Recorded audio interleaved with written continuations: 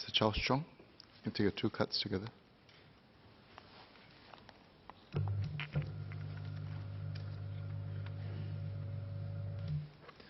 Mr. Chairman, the relationship between the People's Republic of China and the United States of America has been described by a former U.S. Secretary of State as the most important bilateral relationship in the world this century. Now, theirs is a long and storied relationship, with the first voyage of direct trade between the United States and China having been recorded as taking place in 1784, some 35 years before Raffles landed in Singapore. Now, in fact, today, the 1st of March, marks the 40th year of the upgrading of diplomatic relations between the USA and the PRC, when the US liaison office in Beijing was converted to an embassy.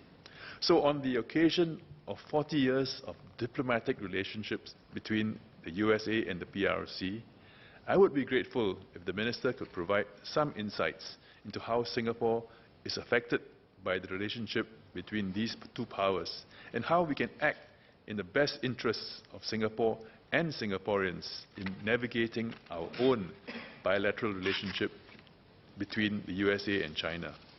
The current US administration has been in power for just over 2 years now, whereas in the past, the US-China relationship was sometimes described as symbiotic, with bilateral trade and investment between the two countries having grown exponentially, reaching $710 billion in 2017. The last 2 years have seen an increase in tensions between the countries, particularly on trade, but also in other areas, including Taiwan and the South China Sea. Now, these tensions over the past year has had a negative impact on the global economy and market sentiments.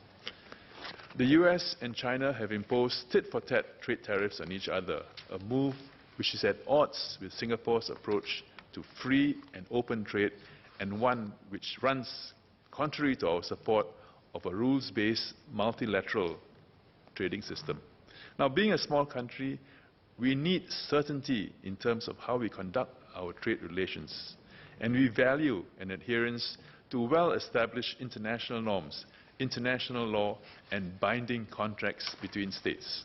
So without repeating that old chestnut involving fighting elephants and grass, now could the Minister provide some insights into whether US-China relations has affected the US engagement of Singapore and vice versa? And if a trade war were to take place between the US and China, could the Minister shed some light on how Singapore has prepared ourselves for the fallout from this? Mr. Chairman, the second issue I would like to speak on involves US engagement of Southeast Asia.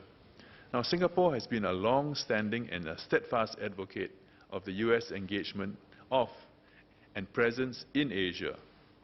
We are a key security partner of the US in the region, with our defense relationship being formalized in 2005 through the Strategic Framework Agreement and subsequently enhanced in 2015 with the US-Singapore Defense Cooperation Agreement.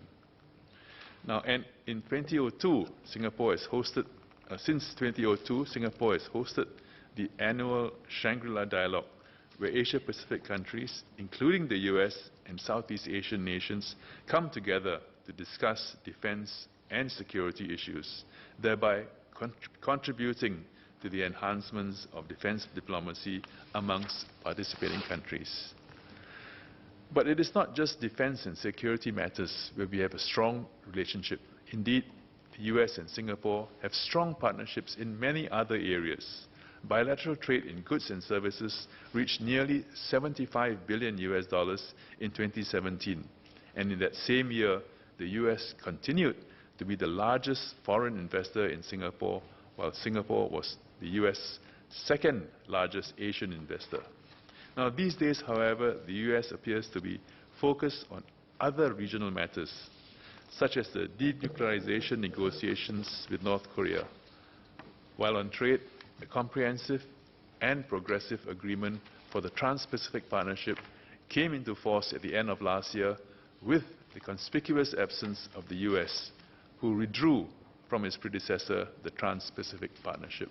Now, I would like to ask the Minister if such a trend in the US engagement of the region over the medium and long term would signal a shift in the US attention away from Southeast Asia, which may have a negative impact on regional cooperation and collaboration with the US.